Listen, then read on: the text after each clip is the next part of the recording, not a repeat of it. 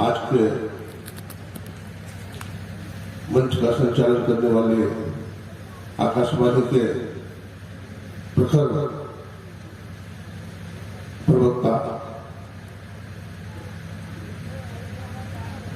श्रद्धेय श्री ओम प्रकाश मंडल जी, तीर्थों को भी पावन करने वाले मधुमंगल में साधु समाज, सशक्त सज्जनों, भक्तिमती माताओं और बहनों, आप सबों को मैं हार्दिक अभिनंदन करता हूँ, सबों को नमन करता हूँ, सबों को प्रणाम करता हूँ।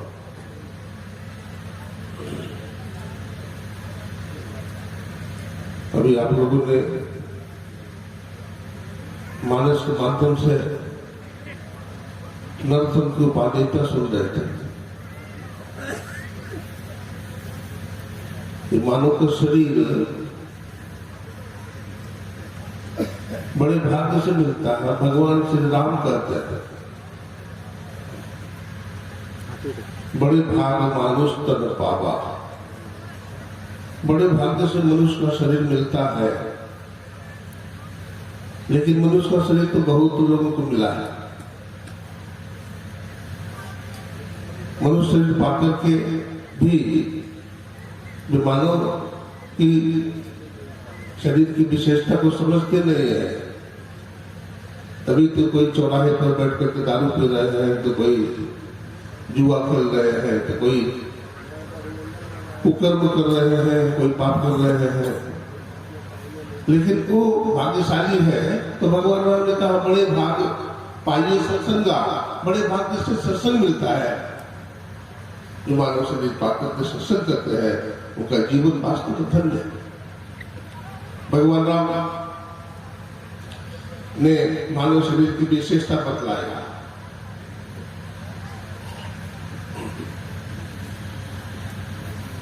देवर्षि नारद ने जब पूछा कि आप जब अपने भक्त से प्रसन्न होते हो तो क्या देते हो, तो भगवान विष्णु ने कहा कि हे नारद, जब अपने भक्त से प्रसन्न होता हो तो उसे मनुष्य का शरीर देता हूं।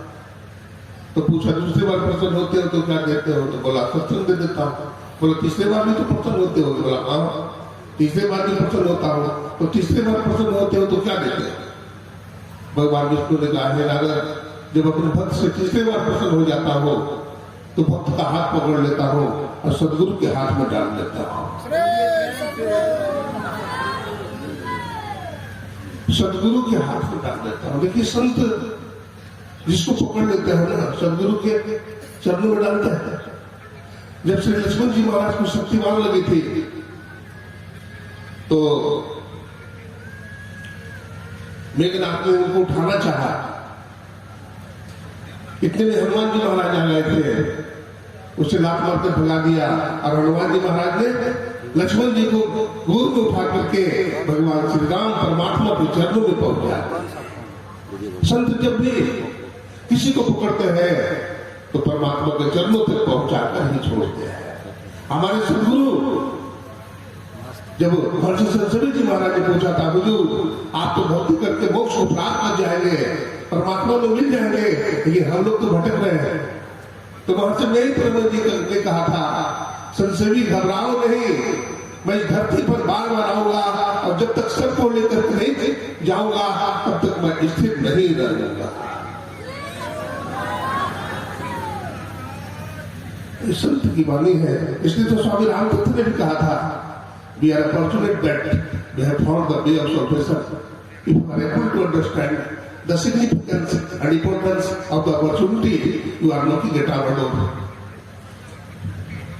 We are not body, we are soul. The body is mortal, but soul is immortal. You are not big, you are powerful. You can do anything in the world. Napoleon Bonaparte told there are no hard word in my dictionary. हमारे जीवन में कोई कठिन शब्द नहीं। तो मानव शरीर पाकर के हम तरक्की नहीं कर रहे हैं। मानव शरीर को पाकर हम परमात्मा को नहीं जान रहे हैं। मानव का शरीर पाकर के हम योग साधनों में सफल नहीं हो रहे हैं। ये हमारी कमजोरी है।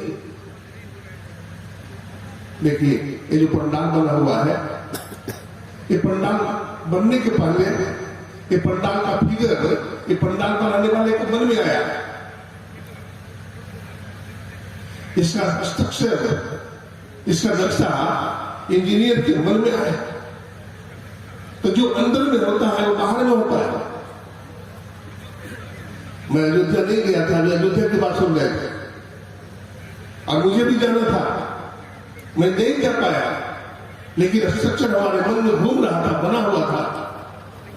और भगवान श्री राम पर दीपक जलाने के लिए 12 दीपक में खरीदा था और 12 माला भी खरीदा था और जाना था, नहीं जा पाया किस कारण। हम लोग का सत्संग 22 तारीख को रामगढ़ में था, जंगल में था। वहां को मंत्री जी फोन किए थे, स्वामी जी आप लोग बासा जहां दिया हो ना, वहां हाथी आ गया है 20-25 और हाथी से घूम रहा है, आप नहीं आइए। तो हम थे स्वामी निर्मलानंद जी महाराज थे, पूज्य स्वामी प्रमोद जी महाराज भी थे। तो बासा दिया था वहां, मैंने कहा देखिए हमारा बासा तो ही रहने दीजिएगा। बोला नहीं बाबा मुझे डर लगता है, सबका बासा हटा दूंगा। मैंने कहा नहीं हमारा रहने दीजिए, हमारे साथ जो और साथी है रहने दीजिए, कोई बात नहीं है, एक जगह सबका गुजारा भी नहीं होगा, जगह का अभाव हो जाएगा। तो कुछ महात्मा का बासा वही रखा गया। हमारे स्वामी नरेंद्र बाबा थे, वो भी हम जहां ठहरे तो वही ठहरे थे। तो जंगल था, रात में मैंने भोजन आदि करके कुंडी लगाकर सो गया। जब कुंडी लगाकर सो गया तो 2:18 में क्या देखता हूं, एक छोटा सा बच्चा है, 4 साल का होगा लगभग, घुंघराले बाल है, सांवला सलोना शरीर है, बड़ा सुंदर है। वो बच्चा हमारे पलंग से सट करके बोलता है, बाबा जी हम आ गए हैं, बाबा जी हम आ गए हैं। तो हमारी आंख खुलती, हम आंख तो खुली थी, देखा वो बच्चा, हम जो सोए हुए थे हमारा हाथ पकड़ के उठा दिया। तो हमको आश्चर्य हुआ, बच्चा छोटा सा है 4 साल का और हमें पकड़ के उठा दिया मास्टर। तो मैंने पूछा कि बच्चा सुनो, वो बच्चा हमारे छाती में बैठ गया, छोटा सा बच्चा। मैंने कहा बच्चा बोलो, मैं तो कुंडी लगा उसका सोया था, तो अंदर आया कैसे? तो मैंने सोचा कि हो सकता है जंगल है, बंदरिया आ गया होगा, चाहे वो बच्चा सो गया, ऐसा होता, कुंडी खुली रह गई होगी।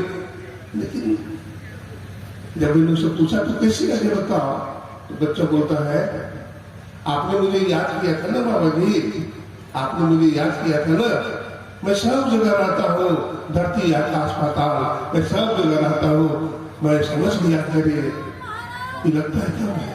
तो मैं उसको पकड़ना चाहा, खिलखिलाकर हंसता हुआ, वो कहाँ गायब हो गया मुझे पता नहीं चलता। हमारे धर्मानंद जी मोहन कमरा का फोटो भी लिया है, उस गांव का नाम था पुंडी गांव था। हमारे गुरु महाराज कहते थे देखो देवी देवता का दर्शन होना तो बड़ी बात नहीं है, देवी देवता तो देहस्तासम विद्यास्य देहस्तासम देवता देहस्तासम तीर्थानी गुरु वाक्य में लगते। जरा विचार करें, हमारे जो शरीर के चक्र का निरूपण है, जिसमें सबसे नीचे का चक्र गुदा चक्र है, उसमें श्री गणेश का वास है।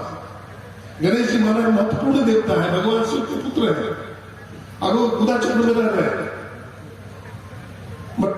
और ब्रह्मा जी को देखिए लिंग चक्र रहते हैं, इतना गंदा स्थान है। ऐसे गंदा स्थान में ब्रह्मा जैसे महान देवता रह रहे हैं। इस कहने का मतलब है कि देवी देवता ये कहना चाहते हैं कि चाहे हमें कितना हो गंदगी में रहना पड़े, लेकिन रहूंगा मनुष्य के शरीर में ही, मनुष्य के शरीर में रहूंगा। ये मानव का शरीर की बड़ी उपादेयता है। तो मैं कह रहा था कि जैसे कोई इंजीनियर एक पंडाल बनाया है तो सबसे पहले फिंगर उसके अंदर में बना। हम सब कुछ कर सकते हैं, there is no difficult, there is no hard work in my life. इस संसार में कुछ भी कठिन नहीं है, और वेरी इजी, सब कुछ आसान है। But I have no power, I have no can do such type of the work, that's why all things are hard. इससे सब कुछ कठिन दिखलाई पड़ता है हमें। क्योंकि हम साहस नहीं जुटा पाते। एक व्यक्ति चला गया स्वर्गलोक में, संकल्प किया, उसको भूख लगी, यहाँ भोजन आ जाता तो बहुत अच्छा था, संजोग से घूमते घूमते स्वर्गलोक चला गया। भोजन आ गया, फिर सोचा कि थोड़ा विश्राम कर लेता, गद्दा लग गया। फिर सोचा जंगल है, कहीं भूत आ जाए, तो भूत आकर पकड़ लिया उसको, कहा कहीं भूत मार न दे, तो भूत मार भी दिया। तो हम जो कुछ भी चाहे सब कुछ संभव है। हम किसी काम में संभव इसलिए नहीं हो सकते हैं क्योंकि एक तो संत सदगुरु हमें नहीं मिलता है। बहुत मुश्किल से, बड़े भाग्य से जीवन में सदगुरु मिल पाते हैं, और सदगुरु मिल भी पाते हैं तो हम अंतर साधन में प्रवेश नहीं कर पाते हैं, क्योंकि ब्रह्मचर्य का पालन नहीं कर पाते हैं, अंतर साधन नहीं कर पाते हैं, और छोटी छोटी बातों में रह जाते हैं, जिसके कारण हम मोक्ष के द्वार तक नहीं पहुंच पाते हैं। हमारे गुरु महाराज ने जो साधना बताया, मानस जप, मानस ध्यान, दृष्टि योग बनाना सीखा, इसमें जब यदि हम कर ले तो हमें शक्ति आ जाती है कि हम अपने इष्ट के रूप को धारण कर सकते हैं। अगर इष्ट के रूप को हम हूबहू गा लेते हैं अपने हृदय में, तो बिंदु ध्यान करने का पावर हमें आता है। और यदि बिंदु ध्यान में दृष्टि योग में हम सफल हो जाते हैं तो शासक को पकड़ने की क्षमता हमारे अंदर आती है। इस प्रकार से गुरु महाराज ने जो साधना हम लोगों को बताया है। अभी हम लोग गए थे बाबा गोरखनाथ जी का मंदिर में दर्शन करने के लिए, बाबा गोरखनाथ जी महाराज, तो वहां के एक व्यक्ति ने हमसे पूछा, महात्मा जी थे, स्वामी जी आपका संतमत क्या बताता है? बोला हमारा संतमत तो हम तो साधना करने के लिए बताता है और ईश्वर को जानने की बात बताता है। बोला नहीं, कुछ बोलिए। बोलिए हमारा संतमत विश्व को जगाता है।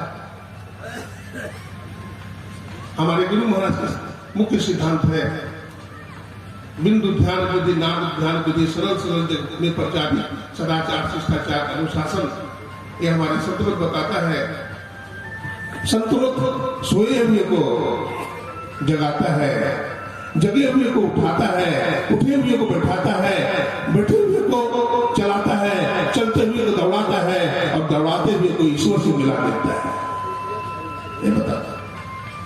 तो हमारा संतमत का ज्ञान बहुत ऊंचा है। संतमत अनुगति नहीं, सुनो सकल बेकान, जो चाहो उद्धार को, बनो संत संतान। हम सब कुछ कर सकते हैं। एक बूढ़ी माता ने गुरु महाराज से दीक्षा लिया, उसकी किडनी खराब हो गई थी। अब बड़ी वैराग्य है, जीवन तो छोटा है, शरीर जल जाने कब छूट जाए, खूब भजन करने लगी। एक दिन भजन करते करते स्वप्न में चली गई और क्या देखती है कि जमराज उसके बाल पकड़ के घसीटने लगा। जब जमराज घसीटने लगा तब बूढ़ी माता जोर से चिल्लाती है, गुरुदेव जमराज ने पकड़ लिया है, बचाइए। गुरु महाराज लाठी फेंक करके मारते हैं और जमराज छोड़ करके भाग जाता है। तो ऐसा क्यों न हो? सतगुरु सतगुरु निधि पुकारत, चीजन पाप समूह है, सतगुरु रूप में धारक, काम क्रोध मद लोभ है।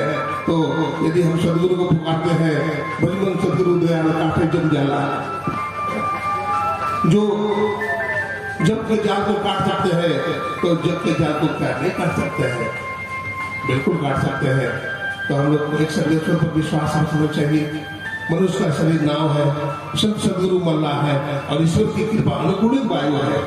गोस्वामी जी ने कहा, निरंतर भव बारित कर पेरो, सन्मुख मरुद अनुग्रह मेरो, करन धार सदगुरु दिन भावा, दुर्लभ साज सुलभ करी पावा। ये मानो का शरीर हमें मिला हुआ है, ये परमात्मा की कृपा है। पूज्य पाठ गुरु से भी भगीरथ दास जी महाराज का पदार्पण होने जा रहा है। हम लोग सभी उनके स्वागतार्थ खड़े हो जाएंगे। मैं इन्हीं शब्दों के साथ गुरु महाराज के चरणों में नमन करता हूं।